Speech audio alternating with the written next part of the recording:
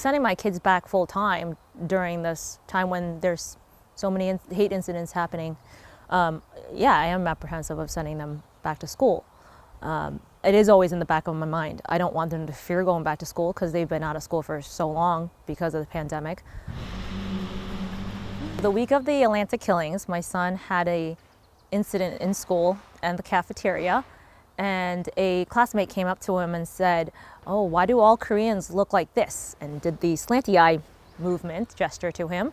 And my son was silent for a second, and he said, was really surprised and said, "What's wrong with you? That's racist." Coronavirus, right? Kung flu, yeah. I definitely feel that the source of the poison is because of Trump calling it the China flu, the Kung flu, or whatever names he's been calling it, and blaming it on China. So a lot of people have been brainwashed by that, and that saying that's been in the news all the time, and it's always telling them that, then we're being targeted. It doesn't matter if you're Chinese American. It doesn't matter if you're born and raised here. As long as you're Asian, you're the target. In the Asian American community now, we are fighting two viruses, right? We are fighting COVID-19 and anti-Asian hate virus. And it's not an easy decision to hold my son back. There were a lot of factors that we considered when we were thinking about putting our 8-year-old back in school or not to. We have considered the curriculums and what it means for his education, how it's going to impact him.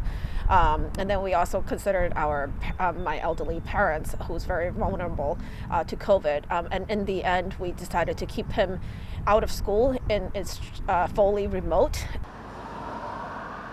Many kids are indeed looking forward to going back to school. Parents also looking forward, but of course we realize there is risk. There might be anti-Asian verbal attacks, and so I think it's important to talk to your kids, get them mentally prepared for this kind of thing, so they won't be caught by surprise.